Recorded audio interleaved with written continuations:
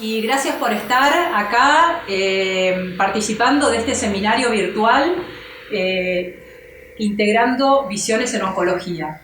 Primero quiero agradecer enormemente a la Asociación de Oncología Clínica que nos dio este espacio, nos abrió las puertas de su casa para poder proyectar este seminario a todas partes del país y a otros países. También a VID Oncología Radiante, que nos está apoyando e hizo posible también este encuentro, y a todas nuestras redes amigas, a SOSTEN, a Linfomas Argentina, a nuestras redes en España, la Federación Española de Medicina Integrativa, a Terapia Integrativa, y también a nuestros colegas en Perú, a la Sociedad de Cancerología Peruana. Estamos muy contentos de iniciar este seminario, creemos que es algo diferente, y la idea de este seminario es poder llegar a más gente con todos los nuevos conceptos de la psiconeuroinmunología, de la epigenética, de las neurociencias, y poder integrar todos estos conocimientos dentro de lo que es la clínica en oncología. Sé que nos están escuchando de diferentes lugares de Argentina y también de otros países. Así que si tienen ganas, por Facebook pueden ir contándonos desde dónde están escuchando, y también nos gustaría saber si les parece útil este tipo de transmisión, así que cualquier comentario o que cliquen en me gusta va a ser bienvenido, y también si no les gusta o si tienen alguna objeción, que nos lo hagan saber. Yo voy a estar dando el primer módulo y al final va a haber un espacio para preguntas, pero ustedes ya pueden ir escribiendo las preguntas y nosotros nos vamos recibiendo por Facebook, y al final, en la medida de que nos dé el tiempo, vamos a poder ir respondiendo. Bueno, como les decía, entonces el objetivo de este seminario es integrar estos conceptos que vienen desde la psiconeuroinmunología, de la epigenética, de las neurociencias, y dar una visión ampliada de lo que es el proceso de salud de enfermedad en oncología y cómo volver a restablecer un estado saludable. Bueno, la primera charla entonces la voy a dar yo, que soy médica. Yo soy Laura Nasi, soy médica oncóloga. Yo me formé, digamos, ortodoxamente, hice toda mi especialización de oncología en el Sloan Kettering Cancer Center en Nueva York, y después estuve 8 años participando en investigación en Suiza. Y a la vuelta a la Argentina, después de un año que me tomé como para repensar un poco todo esto de la medicina, volví con ideas ampliadas, y me encontré con otros colegas que también estaban en esta búsqueda de una medicina más integrativa, una medicina que vuelva a mirar, a poner el foco en la persona y no tanto en la enfermedad. Así que yo les voy a dar el primer módulo. Yo voy a estar charlando sobre este primer módulo para dar lo que es el marco referencial de psiconeuroinmunología y cáncer. Quiero empezar recordando que el cáncer hoy por hoy es una enfermedad que nos afecta a todos. Las estadísticas en Estados Unidos dicen que 1 de cada 2 hombres va a desarrollar cáncer en su vida, y 1 de cada 3 mujeres. Y en Inglaterra el riesgo de desarrollar cáncer para aquellos que nacieron luego del 1960 también es mayor del 50%, o sea que la mitad de los adultos menores de 65 años van a ser diagnosticados con cáncer en su vida. Y se estima que esto está en aumento, que habrá un aumento del 70% de nuevos casos de cáncer en las próximas 2 décadas. Ahora uno se puede preguntar, bueno, esas son las estadísticas en Estados Unidos y en Europa. ¿Qué pasa en Latinoamérica? Bueno, según la Agencia Internacional para la Investigación del Cáncer, la IARC, que depende de la OMS, en el 2016, en su comunicado, dicen que los países en Latinoamérica están pasando por una transición epidemiológica, que las poblaciones se están volviendo más viejas, hay más industrialización, las dietas y los estilos de vida están cambiando, y con eso el perfil de las enfermedades. Hoy, en países como Brasil, Uruguay, Argentina y Chile, los perfiles de cáncer ya corresponden al de países más desarrollados. Bueno, pero ¿qué es esto del cáncer? Bueno, venimos hace un siglo y medio, de 1858, venimos repitiendo esta definición de cáncer como toda enfermedad que se origina en una célula que adquiere características, un fenotipo maligno, ¿no? Características de invasión local y a distancia, pudiendo pasar, y que se multiplica descontroladamente, pudiendo pasar este fenotipo a sus células hijas. O sea que el desarrollo del cáncer en el último siglo, digamos, fue enfocado en esa célula cancerosa, en esa célula de cáncer, ¿no? Ya Hanahan y Weinberg nos explicaron a través de las décadas, nos fueron explicando todos los mecanismos que se van dando en el ciclo celular, todas las alteraciones del ciclo celular que hacen que esa célula vaya adquiriendo características de un fenotipo maligno, una célula invasora con capacidad de metastasizar. Pero hoy por hoy sabemos que bajo la palabra cáncer hay más de 100 enfermedades diferentes. Gracias a lo que es la biología molecular, ya sabemos que incluso dentro de un mismo cáncer de mama hay 10 enfermedades diferentes, con comportamientos diferentes, respuesta diferente a los tratamientos y pronósticos diferentes.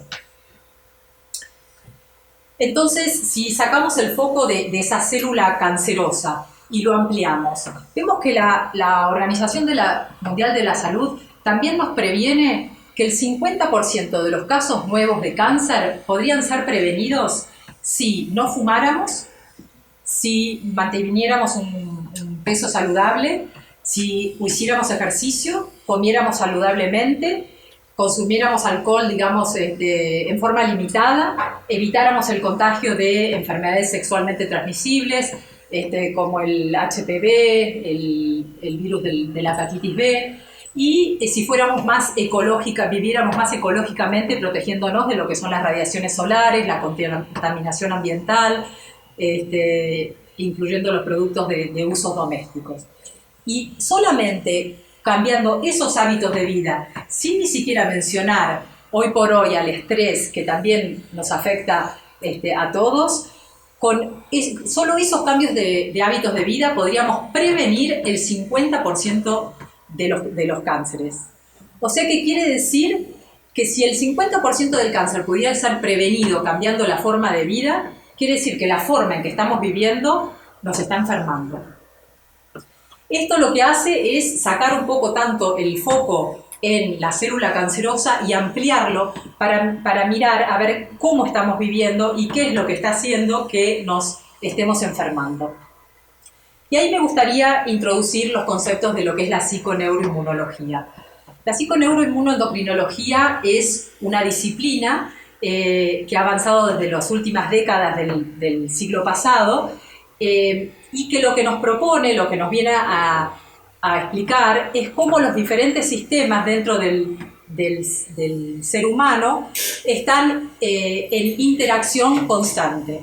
Cómo el sistema nervioso está en relación al sistema endocrino, al sistema inmune, y cómo incluso todo nuestra psiquis, ¿no? Nuestro aparato psíquico afecta a ese sistema nervioso autónomo, formado por el simpático y el parasimpático, y eso transmite la información al sistema inmune y al sistema endocrino. A ver, las mujeres sabemos de esto bastante bien porque sabemos que ante un estrés prolongado o ante un trauma emocional, sabemos cómo eso afecta a nuestro sistema hormonal y vemos nuestros ciclos menstruales alterados, ¿no? Entonces ya eso es algo que lo vivimos. Pero no podemos percatar lo mismo de qué está pasando con nuestro sistema inmune, de cómo los traumas emocionales o el estrés sostenido están afectando a el sistema nervioso autónomo, que como decía antes, con el simpático y parasimpático, yo en general les explico a los pacientes, es como dentro nuestro tenemos un sistema de regulación que es un acelerador y un freno, y eso es lo que mantiene todo en equilibrio dentro nuestro. Toda la frecuencia cardíaca, la capacidad respiratoria, el nivel de glucemia, de glucosa en sangre, la presión arterial, la temperatura. Si, por ejemplo, aumenta la temperatura en el ambiente, se activan mecanismos de vasodilatación para que podamos disipar el calor. Una vez que baja la temperatura dentro nuestro, se frenan esos mecanismos para que no sigamos perdiendo temperatura y volvamos al equilibrio. Entonces, todas estas funciones de nuestro complejísimo sistema de nuestro cuerpo, de nuestro organismo, están regulados por este sistema nervioso neurovegetativo autónomo que trabaja día y noche. Y la psiconeuroinmunología nos explica cómo todo nuestro aparato psíquico va a estar afectando a ese sistema de regulación, y esa información se va a transmitir luego a través del sistema endocrino y el sistema inmune al resto del cuerpo. La psiconeuroinmunología también integra conceptos de diferentes teorías y paradigmas que surgieron en el siglo pasado, trayendo a la medicina una visión más ampliada y ayornada, digamos, con las diferentes teorías del siglo pasado, como la teoría de la física cuántica, el paradigma de la complejidad, el paradigma de los sistemas. Entonces, lo que nos explica es que ya esos fenómenos que nosotros por ahí explicábamos de forma lineal, ¿no? Por ejemplo, dentro de lo que es la comunicación, cómo una información iba pasando de neurona a través de la sinapsis en forma lineal, hoy por hoy entendemos que esa comunicación es más como un web, es más la complejidad de todos los circuitos neuronales, como vemos acá, por ejemplo, en esta imagen, nos habla de complejidad, o sea, nos habla de que no es lineal, es de que hay múltiples variables que están modificándose y afectando unas a las otras al mismo tiempo, ¿no? Y en ese entender, nosotros también somos un sistema complejo. Tenemos diferentes niveles de organización, desde la célula al órgano, a los diferentes sistemas respiratorio, circulatorio, inmune, y todos esos sistemas se están interrelacionando entre sí. Y a la vez somos sistemas abiertos, o sea que estamos en interacción con el medio ambiente en el que estamos insertos. Entonces también estamos afectados por lo que nos está pasando, por las personas con las que estamos vinculándonos y por el medio en el que estamos actuando.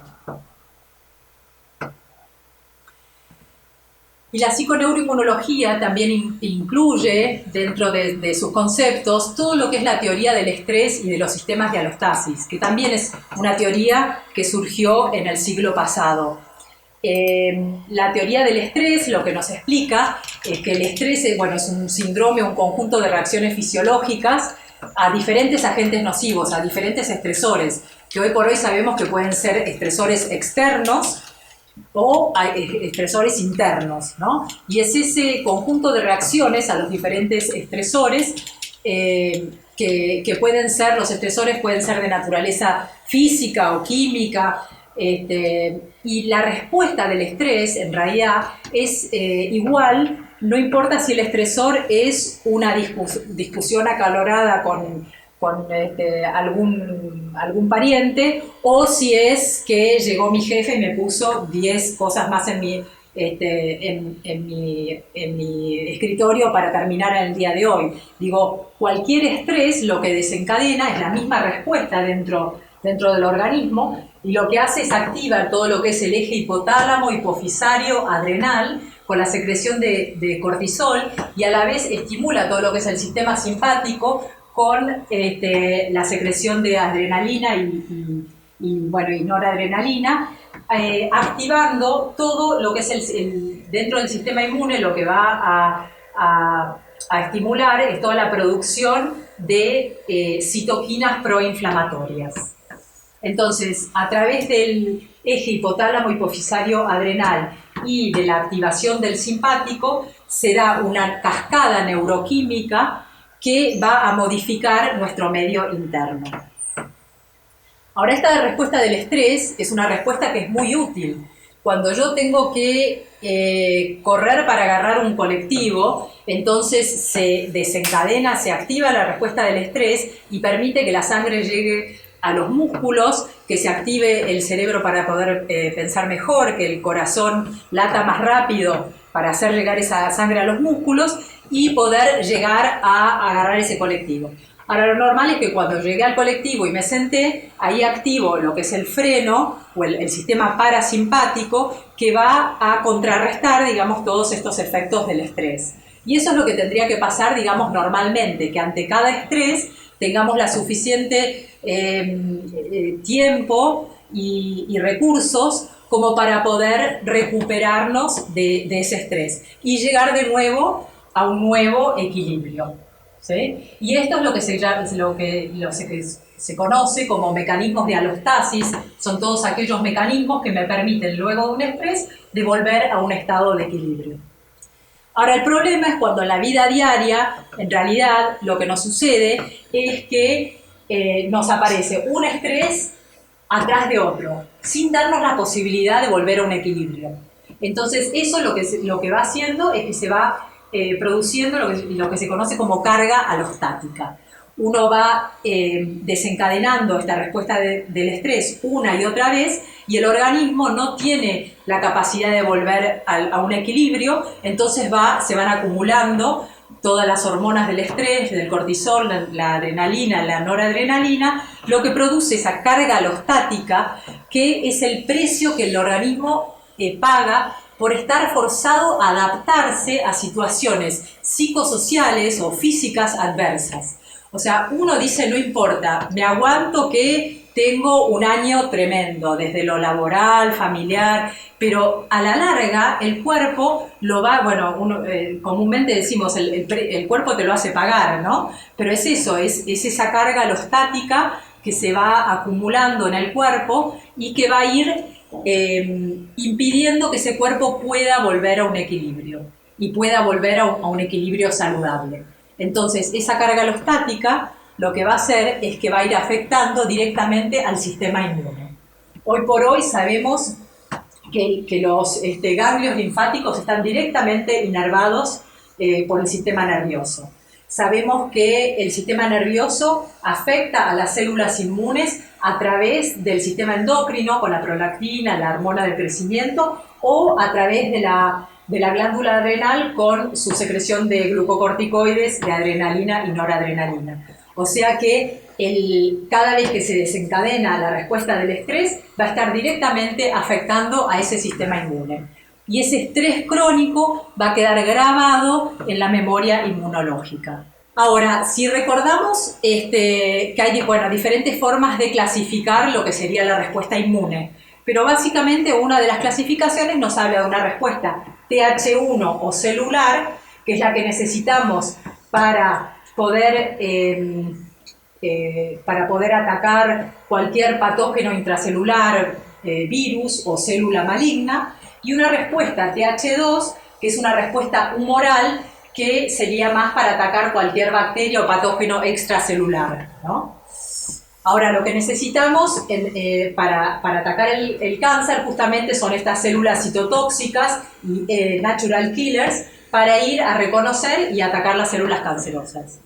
El problema es que el estrés crónico, que queda registrado en esa memoria inmunológica, lo que produce es una disminución de esa respuesta celular, justamente la que necesitamos. El estrés crónico va a deprimir esa respuesta celular y va a cambiar el equilibrio entre respuesta celular y respuesta humoral, favoreciendo la respuesta inmune tipo 2, la humoral.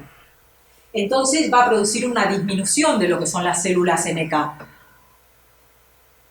Y también sabemos que el exceso de cortisol produce lo que es un downregulation de los receptores de glucocorticoides a nivel del hipotálamo y del hipocampo. Entonces, el sistema nervioso central no registra que hay un exceso de cortisol y no frena, y esto hace que las células inmunes sigan respondiendo a los glucocorticoides con un aumento de citoquinas proinflamatorias. A su vez, la norepinefrina, también segregada por la glándula adrenal, aumenta la producción de este factor de transcripción NF-κB, que activa a los genes que producen citoquinas inflamatorias. Todo esto lo que da es que el estrés crónico produce un estado de inflamación crónica.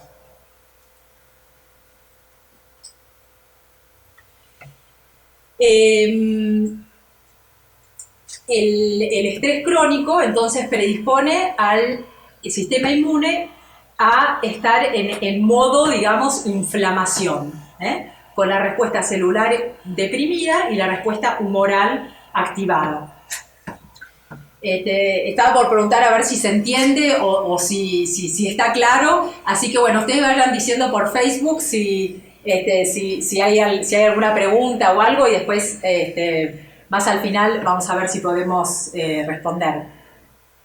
Pero bueno, lo que decía entonces es que el estrés crónico lo que va a favorecer es que ante una noxa, una alteración en alguna célula, un agente cancerígeno que afecta a alguna célula, se va a desencadenar una respuesta inmune que en realidad la que querríamos es una respuesta inmune antitumoral que pueda eliminar esas células mutadas. Pero si en vez, como está en estado inflamatorio por el estrés crónico, produce una respuesta humoral con macrófagos, mastocitos y citoquinas proinflamatorias, en realidad este tipo de respuesta no solo no va a contrarrestar el cáncer, sino que va a promover su crecimiento, promover su progresión, porque todas estas citoquinas proinflamatorias lo que hacen es activar la duplicación de las células, el fenotipo invasivo, la capacidad de metástasis, la angiogénesis.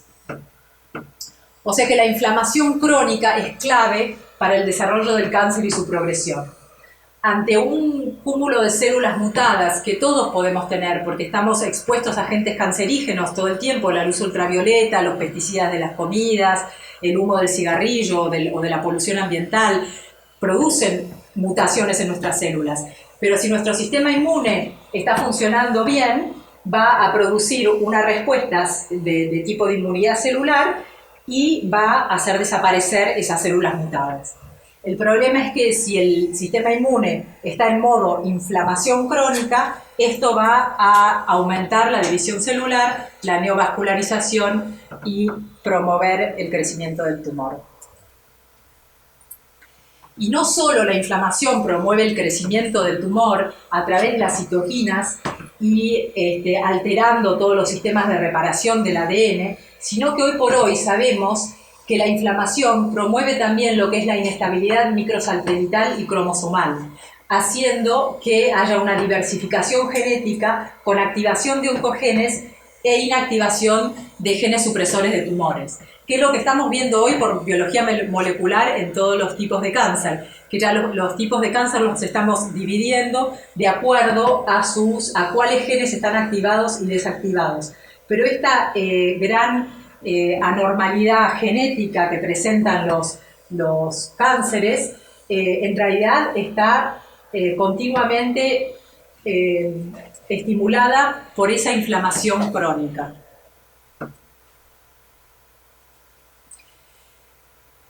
Me gustó mucho esta frase de estos autores, Balquil y Montovani, que expresan en este paper, dicen, si las mutaciones genéticas son el fósforo que enciende el fuego, entonces la inflamación es el combustible que alimenta las llamas. Creo que esto es muy gráfico. Creo que hemos estado enfocando mucho en las mutaciones genéticas que se dan y que se acumulan para transformar una célula benigna en una célula maligna. Pero recién en las últimas décadas nos estamos dando cuenta del papel de la inflamación y cómo la inflamación es esencial para hacer que ese cáncer crezca y se siga disipando. Y quizás el ejemplo más claro que tenemos sobre esto es el estudio de antiinflamatorios como el Celecoxib en pacientes con poliposis familiar, donde se vio que en este estudio que 6 meses de Celecoxib 2 veces al día, de 400 miligramos 2 veces al día, podía reducir en un 28% el número de pólipos colorectales, que son conocidos por ser lesiones premalignas. O sea que una terapia antiinflamatoria va a prevenir el desarrollo de esos pólipos colorectales que podrían devenir en cáncer. Ahí ya tenemos una buena pista de que atacando la inflamación podemos reducir, en este caso, la incidencia del cáncer. Pero también sabemos que esa inflamación crónica no solo afecta el crecimiento del tumor, sino que va a afectar toda nuestra regulación neuroendocrina interna, todo el ciclo del sueño y va a afectar a nivel del sistema nervioso central, con disregulación de los sistemas serotoninérgicos y de otros neurotransmisores, dando lo que conocemos como el síndrome de enfermedad, con los síntomas de depresión, de fatiga, de insomnio, incapacidad del sueño, de disfunción cognitiva, que conocemos en los pacientes oncológicos.